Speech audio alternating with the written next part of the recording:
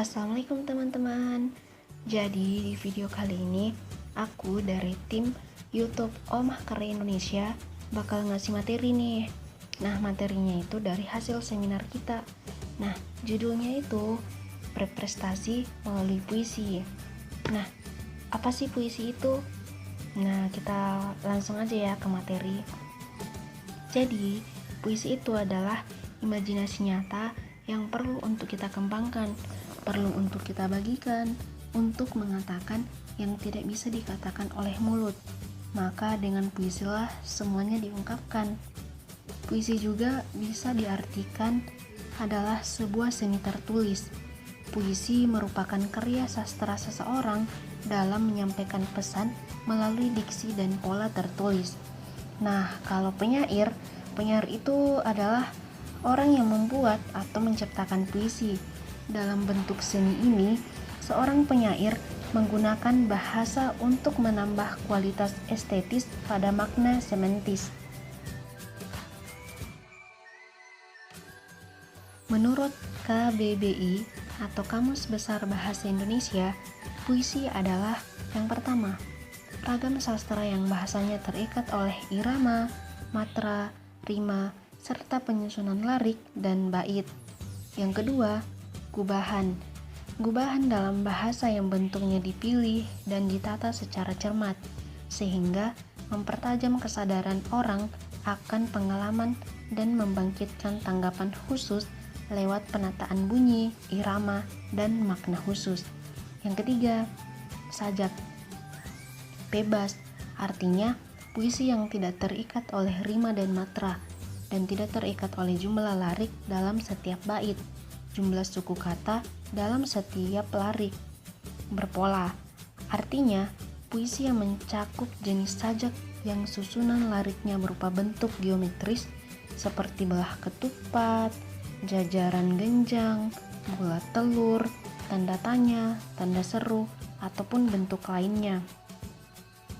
Kemudian, dramatik, yaitu puisi yang memiliki persyaratan dramatik yang menekankan tikaian emosional atau situasi yang tegang. Kemudian puisi lama. Puisi lama yaitu puisi yang belum dipengaruhi oleh puisi barat seperti pantun, gurindam, syair, mantra, dan bidal. Kemudian mebeling, yaitu sajak ringan yang tujuannya membebaskan rasa tertekan, gelisah, dan tegang, sajak yang main-main lah.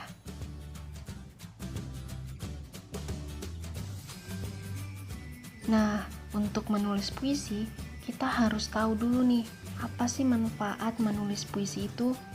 Nah, manfaatnya itu ada beberapa, seperti yang pertama, menumbuhkan kreativitas seseorang dalam menulis puisi. Yang kedua, dapat mengeluarkan inspirasi yang ada dalam diri kita. Yang ketiga, belajar memberanikan diri untuk nge-share hasil karya kita. Yang keempat, memiliki nilai tersendiri. Yang kelima, bermanfaat bagi semua orang dan diri kita sendiri. Yang keenam, hati menjadi tidak terbebani. Yang ketujuh, untuk mengasah kemampuan kita. Oke deh, kita langsung aja ke materi inti, berprestasi melalui puisi. Dengan puisi, kamu bisa menggambarkan seisi alam semesta ini dengan imajinasi yang ada dalam kepalamu. Berpuisi itu bukan sekedar menghilangkan penat, mencurahkan isi hati, atau mengkritik suatu ketidaksepemahaman antara kamu dengan sebuah kelompok maupun dengan sistem peradilan yang ada. Namun, berpuisi juga bisa menghasilkan apa-apa yang semua orang inginkan, sebuah hobi yang berpenghasilan. Kamu bisa mengasah keahlianmu tanpa harus terbebani, sebab berpuisi itu pada dasarnya adalah kegemaran yang tak memiliki paksaan. Bukan begitu? Saling menguntungkan.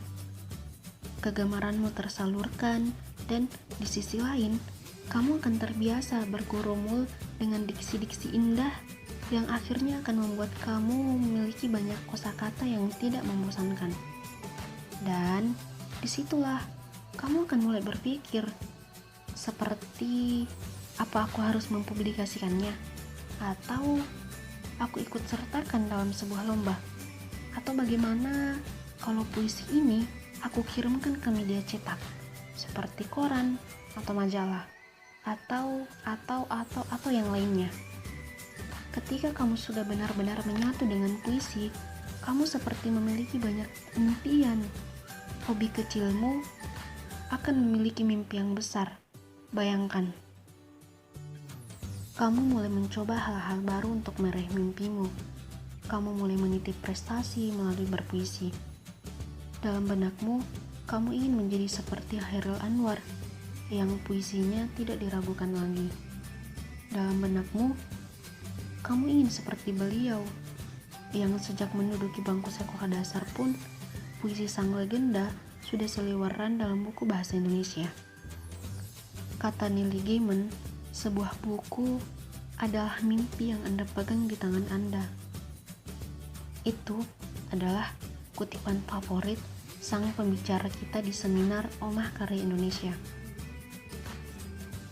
Satu baris kutipan itu mampu menggugah dan membuat semangat untuk lebih giat lagi menulis dan supaya mampu menghasilkan karya solo. Itu adalah impian sejak dulu. Meski terkadang ada beberapa hal yang menghalangi kita untuk menulis, namun itu bukan satu-satunya halangan yang membuat kita harus berhenti. Salah satunya dengan berpuisi. Sebuah rintangan, halangan, kekecewaan, sakit yang menghujam dada, pengkhianatan, atau luka yang sangat dalam. Percayalah, itu adalah sebuah inspirasi untuk tulisanmu.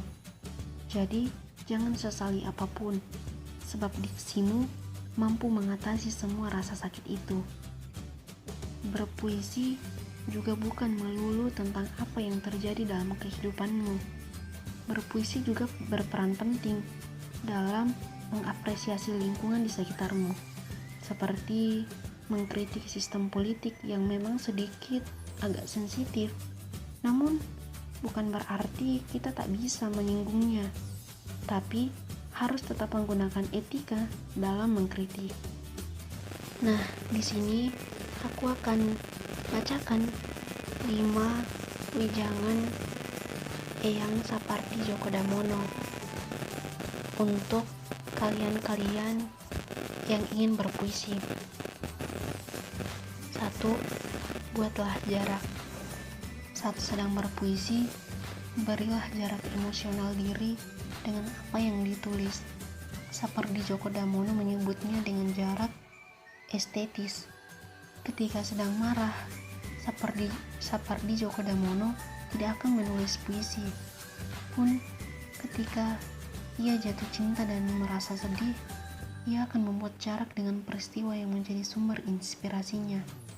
Kedua, dekatkan sajak dengan dunia sekitar.